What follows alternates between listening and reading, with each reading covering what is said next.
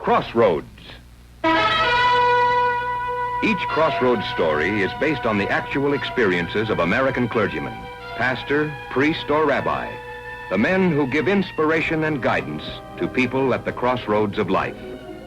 These dramatic stories are presented with the cooperation of our Board of Advisors, Captain Maurice M. Witherspoon,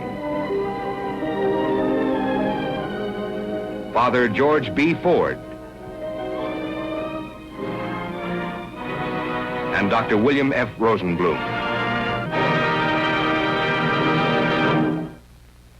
Now for our story.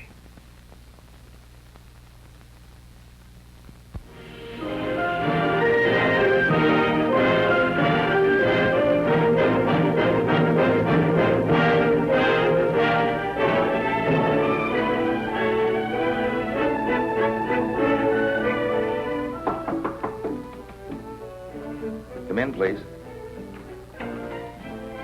We have an unexpected visitor, Prexy. Connie. Nice to see you again. She said she had to see you. You were the only one who could help her.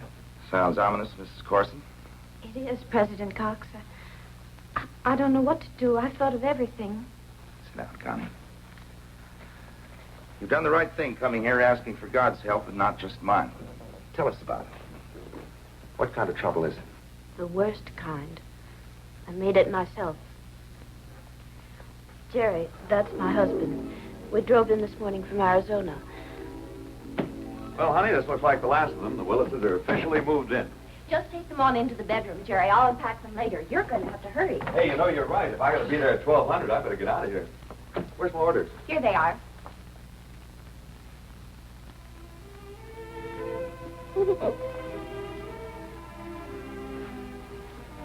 I hope you won't give the duty officer the impression you're in a hurry to go to Japan. We like having you here. That makes it unanimous, too.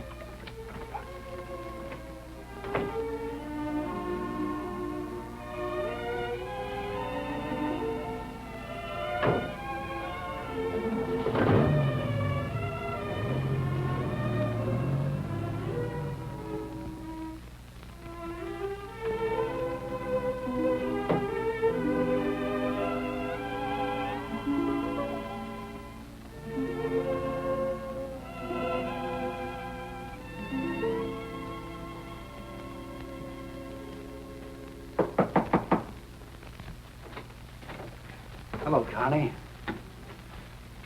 It's been a long time. I was hoping you'd say it's been too long. It's too long to start that again. I'm married. I'm happy. All I want you to do is leave me alone. Your husband's going to Japan.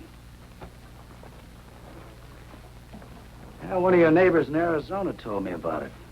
Might even be 6 months before they'll let you join him over there. It might be. You were going to wait 6 months for me once, remember? Then they let me out. No, Connie. You might get lonesome again. I didn't get lonesome, Jim. I got smart. I'd had enough. That still goes. I don't want to see you again. That's too bad, because I want to see you. I took a rap for you once. All I have to do is write a letter to a certain chief of police and tell him what he's always wanted to know about the woman who was with me on that job. You know, where he can find her. I didn't do anything. I did, and you were my accomplice. Sweetie, I've already served my time. Now, things are looking real good for me, so that's when I started thinking about you. And we can start working together again. I'm not working. Oh, but you will be, because I've got something all lined up for us. I'll call you day after tomorrow. That'll give me time to case the job. I can't just walk out of here. I'd have to tell my husband something. That's right. But you'll think of something. What do you want me to think for both of us? You know why I think you should help me, President Cox. You and Dean Corson did everything you could for me when I was a student here. I've got an awful nerve coming to you now. I made this trouble myself. If I'd only listened to what Dean Corson had told me. Connie, I'm not all that profound. When I tried to correct you, you were Well, you were one of 100 girls. And you weren't the only one who ever caused me trouble. I don't recall our exact words, but it's certainly possible they weren't inspired. I'd like to disagree with both of you. None of this failed, Connie. As long as you knew where to come to when you were in trouble. From my viewpoint, that is all the success that God would allow me to enjoy with any student. That they trust me. But I don't know what you can do for me. Bannister says he'll see that I go to jail if I don't do what he wants me to. I believe him. Let's examine that first, Connie. I'm sure that you understand, as president of this college and an ordained minister, that I can't presume to forgive a debt to society if that debt was incurred. What did you and Bannister do out in Arizona?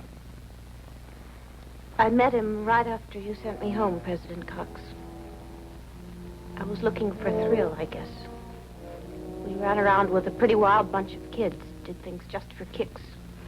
Then Bannister, Jim, said it was time we got to turn pro, got a real charge.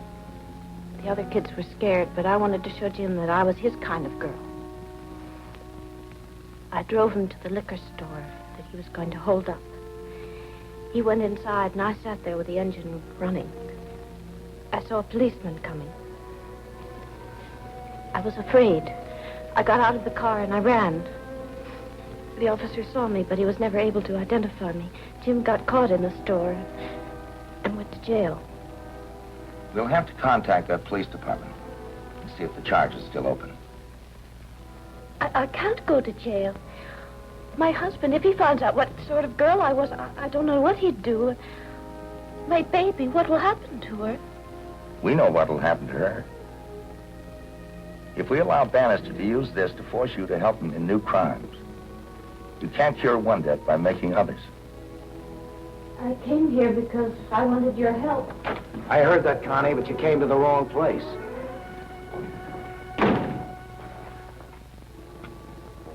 What's the matter? Didn't you think I'd follow you? That's enough. You're Jim Bannister, aren't you? That's right. I understand you steal for a living. I have a wallet in my pocket with quite a lot of money. Take it. Go on, take it. A man doesn't have to have any scruples where he steals from. Take it. Don't push me too far, Mr. Cox. Jim, don't. He's a minister. Doesn't matter what I am. It's what I have in my wallet. I was the Marine Corps pilot during the last war. Just pretend you're rolling another soldier. Forget I'm a minister. You know, there's some things that even I can't do. Now get out of my way because I don't want to hurt you. Excuse us, please. I'd like to talk to Mr. Bannister alone. Sit down, Jim. Smoke if you like. So how come you're not yelling for the police? Afraid she'll get into trouble? She will, you know. I don't think we'll need an officer, Bannister. Your entrance was a little unceremonious. And what I've heard from Connie about you is not very flattering. I have no charges to prefer against you. I just want to talk to you about what you're doing to Connie. So go ahead, talk. Jim, Connie had a bad start. She's come a long way since then. So? Now, look, I'm not going to let her slide back to where she was. Or I'm not going to let you pull her back. You understand? Yeah, you're declaring war. Well, that's all right with me, Mr. Cox. Praise the Lord and keep your powder dry. Just a minute, I'm not finished. You're finished.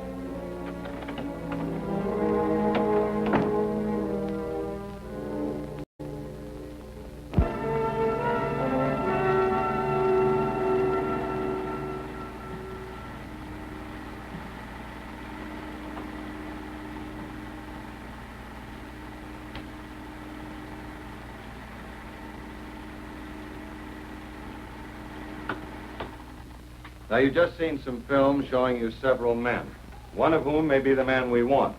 Now, all of you here have seen this man at least once. That's when he robbed you. Can you identify anyone you saw in this film? I don't know. That last man you showed us, I don't know, but there was something about him. He could be the one. Well, I don't think so. He looked something like that, didn't he? Maybe, but wasn't that good looking. What is this, a beauty contest? I say he's the man who held us up. Well, I say he isn't. And I'm your cashier, and I ought to know. All right, thank you very much, ladies and gentlemen. We'll get back to you as soon as we develop anything further on the case.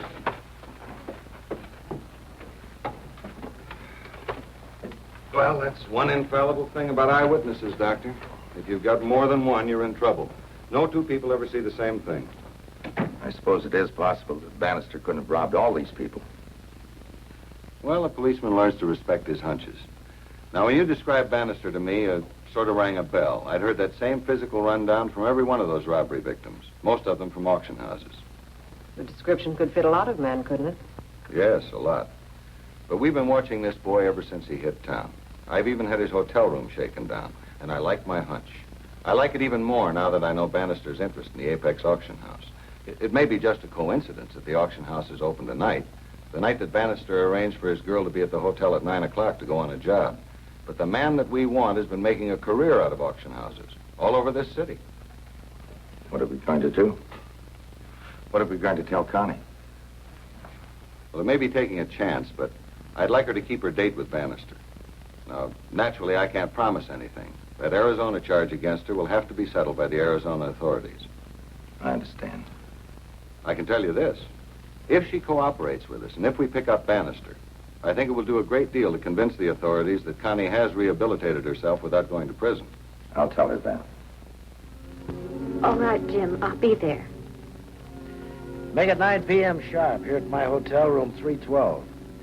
Oh, this job will be a pushover. They're selling out some movie star's mansion, so there'll be a lot of money. Now, look, sweetheart, don't keep me waiting.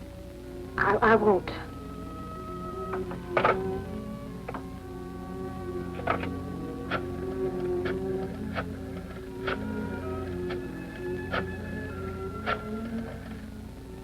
Dr. Cox, it's Connie. I just heard from Bannister. I'm meeting him at his hotel at 9 tonight. The job is set. Tell the police. He said something about a movie star's mansion being sold out, a lot of money. My baby's crying. I'll have to go now.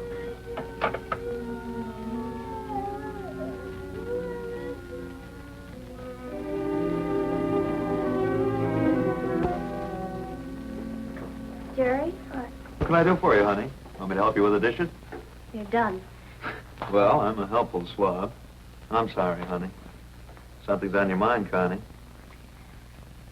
Well, let's have it. Jerry, I've got a date tonight. Oh, that's nice. Anyone I know? I'm serious. You know, I went to school out here at Pacific College. Well, I got to thinking about the school today, and I called the Dean of Women, Dean Corson. And we chatted for a while, and then she invited me out to her house. I'm afraid I said I'd come. Oh, well, that's all right. I'll drive you over. Well, what about Linda? She's asleep. Yeah, that's right. Well, she can cork off in the car crib just as easily as she can in the bedroom. I'll get her. I don't want to drag her out, Jerry. Why? A little night air isn't going to hurt her. Well, her ear's been bothering her. I think it's just silly for you to have to drive me a couple of miles. Well, it was just a neighborly suggestion. I didn't think it'd make so much difference to you. Do you want to call Mrs. Corson and find out if that's where I'm really going? Is that what you're driving at? Now, honey, what kind of a remark is that? Of course I'm not going to call Mrs. Corson. Well, if you don't trust me. Why shouldn't I trust you? You're a good driver. The car's insured, isn't it?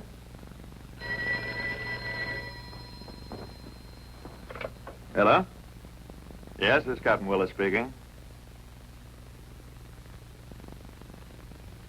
Yes, sir. I'll be there in 20 minutes. Hate to foul up your plans, sweetie, but that's the duty officer at the airbase. Jerry, you're not leaving tonight. No, assistant duty officer turned up with a hot appendix, and they want someone to take his place.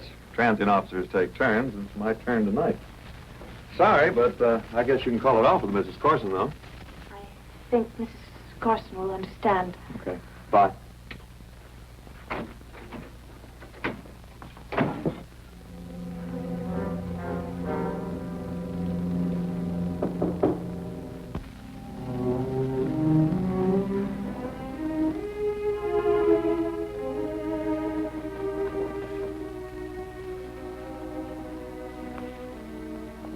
sorry I'm late. 5 minutes isn't going to make any difference tonight. It's a dry run. I just wanted to see if you'd take orders. You mean we're not going out? I went through all that? All what? I'm curious to know what you went through, Connie, and who you talked to. I haven't talked to anyone. Oh? Except Mr. Cox? Except Mr. Cox. Well, I don't like your friends. It's too bad. Yeah, too bad. I guess I should cultivate people like that. They got a lot of good connections with the police. Police? Look, Connie, I'm no amateur. I can smell a cop a block away. They've been in here shaking down my room.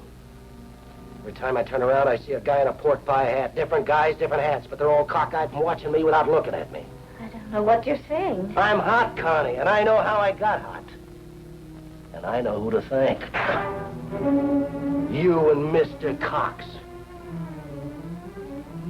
Now you get out of here. You tell your friends to call off the police because they're wasting their time. Just a minute. I'll get in touch with you, sweetie. And you can count on that.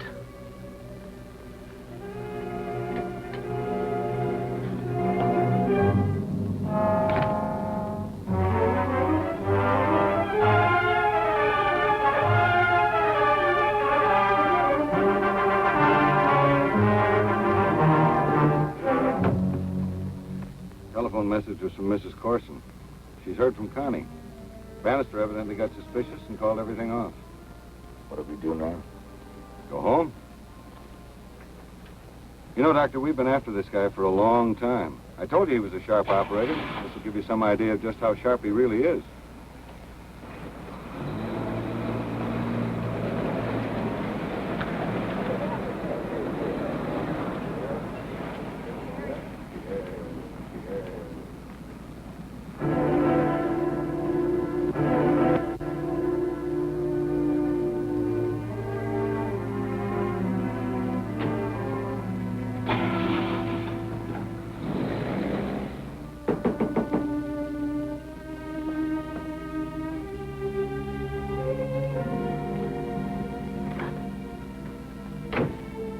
We got work to do.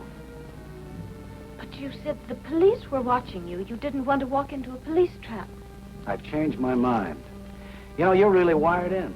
I tell you the deal's off and send you home, and the police call it a night. It's a good arrangement. I guess I got you to thank for that. Now, come on, get your coat. What am I going to do about the baby? What'd you do before? I left her with the motel manager's wife. We'll take her back. Well, they're probably asleep by now. Well, wake them up. No answer. Are you sure she called you from home? The minute she got home, she told me. Strange, you're going out again. Doesn't make sense. Maybe it makes too much sense.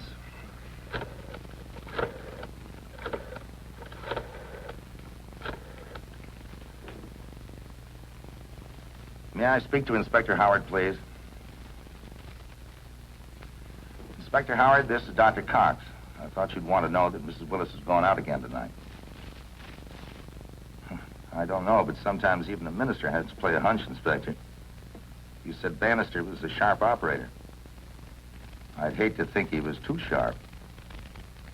Right. I'll meet you there. Come on. I'm taking you to an auction.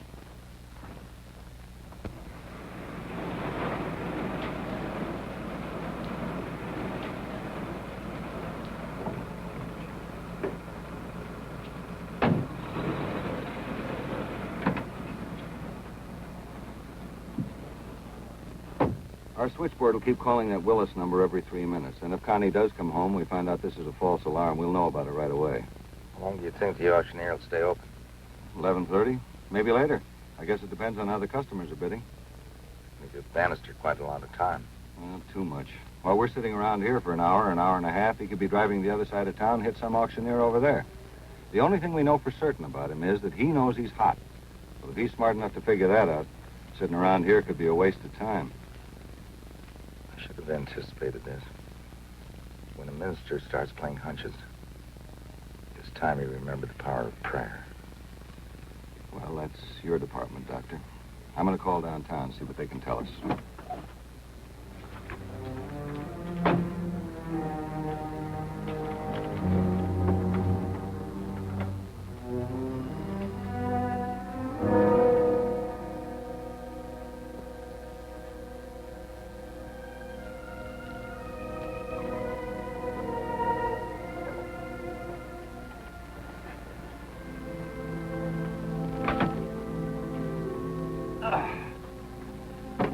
Well, I can tell you this much about your hunch or your prayer, Doctor.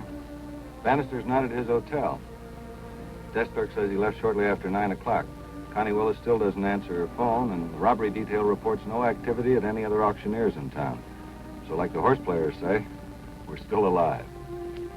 That auctioneer stays open till 11:30.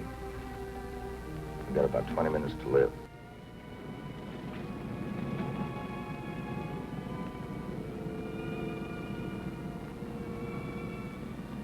Now remember, don't make a move till you see me come out that door. You be rolling, I'll jump in.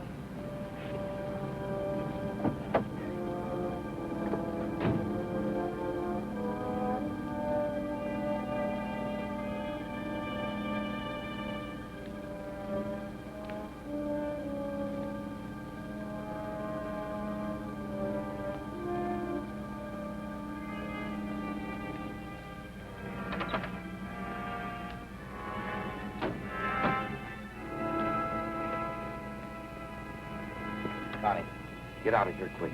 Go over to my car. It's parked right over there. Hurry up.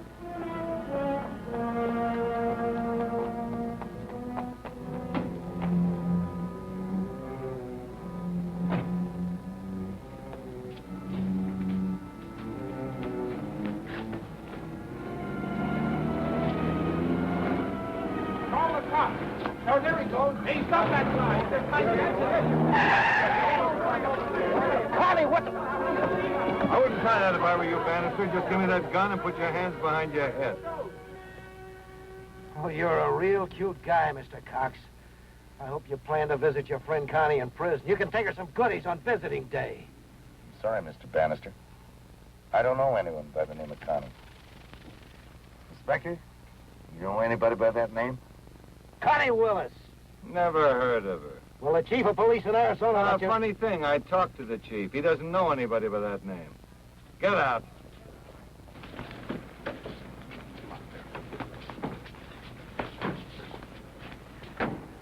I'll leave this to you now, Inspector. I have to drive a lady home. Let's go.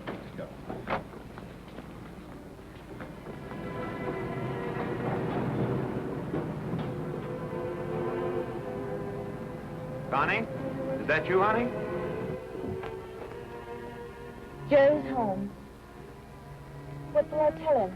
I'll save you the anxiety, Connie. I already told him. What did he say? Let him tell you.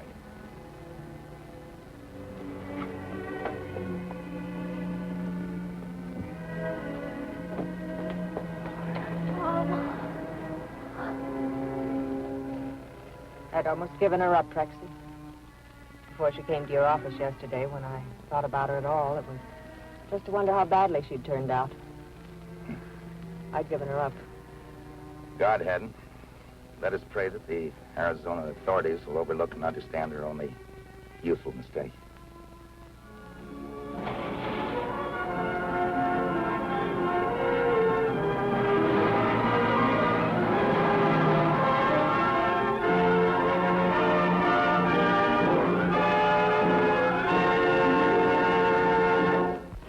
Stories for Crossroads are selected by our Board of Advisors, Captain Maurice M. Witherspoon, Father George B. Ford, and Dr. William F. Rosenblum.